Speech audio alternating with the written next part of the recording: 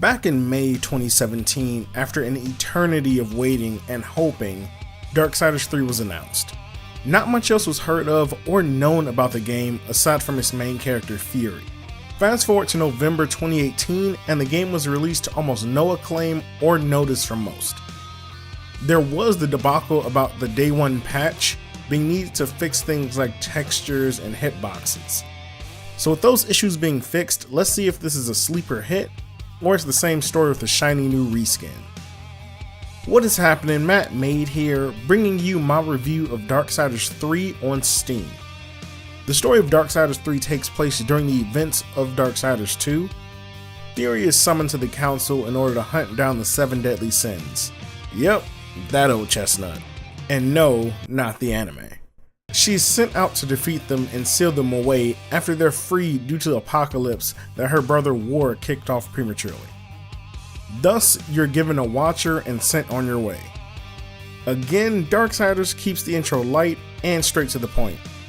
Throughout your journey, you unravel the story and get a sense of who Fury is and how the world was before War's journey.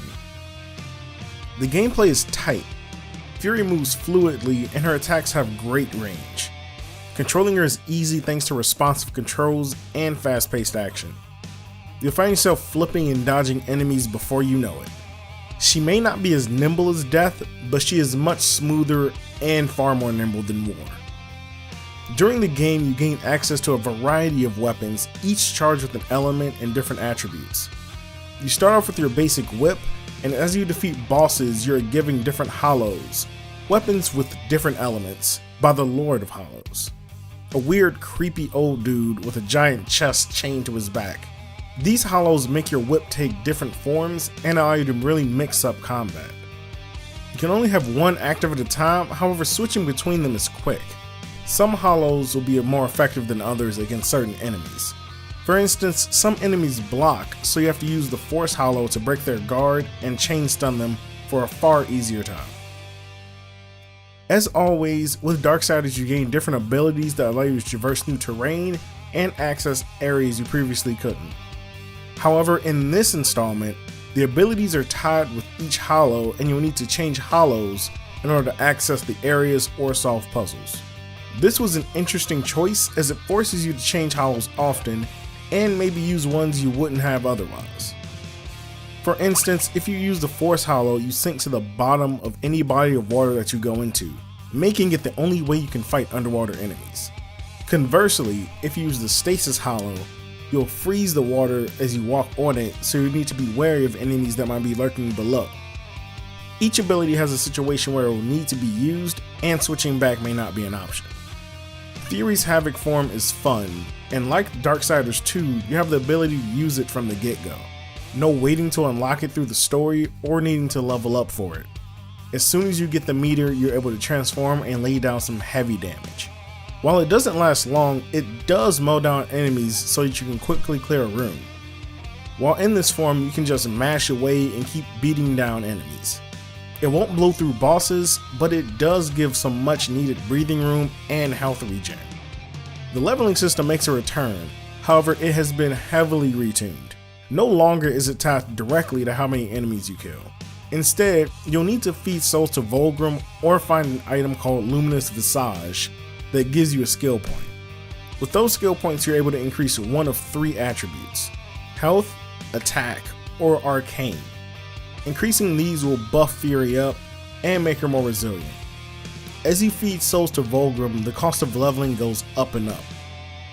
Aside from leveling up Fury, you will also need to upgrade your weapons. These require materials you can find in the world and that strong enemies drop. Once you get enough of these, you can visit Uthane and he can upgrade your weapons to do more damage.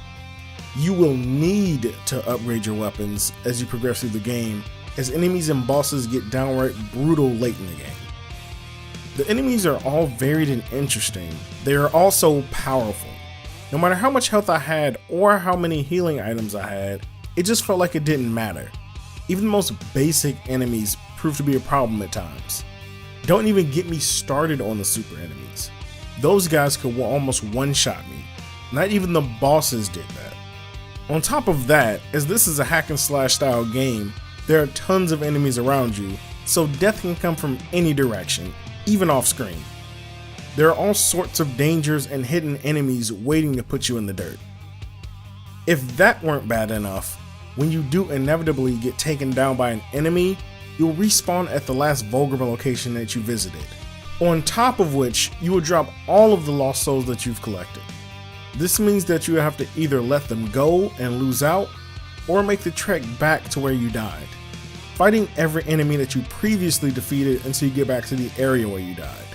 This can be maddening if you died in a room with a strong enemy, as you'll have to deal with it, or run around it, grab your souls, and get the hell out of Dodge.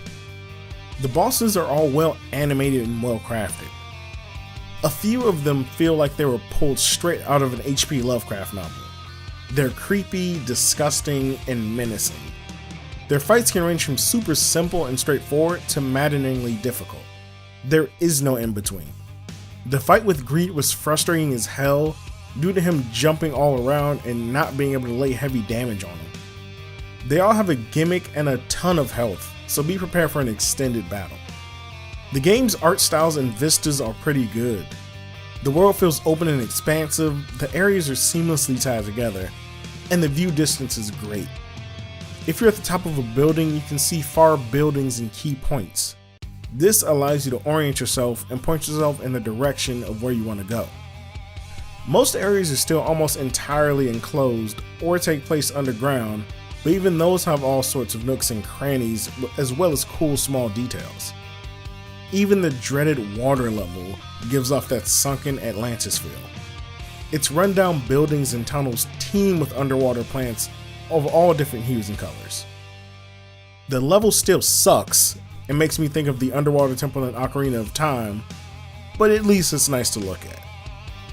There were times I ran into some collision issues with objects in the world, especially in the depth. If I was next to a structure and tried to swim down, I would instead be just swimming in place going nowhere at all. Other times when I would try to walk or get over something, instead of walking over it, I would be stuck on it, unable to move or jump past it for a few seconds. It was more annoying than anything, but happened often enough and was noticeable enough that I felt it needed mentioning. Overall, Darksiders 3 is a good time if you're invested into the story. It doesn't bother trying to backtrack or catch you up to speed on the goings on in the world. It throws you right in and assumes that you're coming in from playing both 1 and 2. The 7 Deadly Sins are also a very interesting addition to the lore of the world, and are interesting characters in their own right. While some of the issues and mechanics can be frustrating as hell, there is a good game under there. Maybe with a few more tweaks, Darksiders 3 could be the great follow-up that fans have wanted. But with that being said, let me know what you think in the comment section down below. Have you played Darksiders 3? If so, what are your thoughts? Is it the sequel you wanted? Do you feel there's room for improvement? Let me know. And don't forget, if you're a fan of gaming, consider striking that subscribe button and hitting the bell. This is Mattmade, and I will see you next week.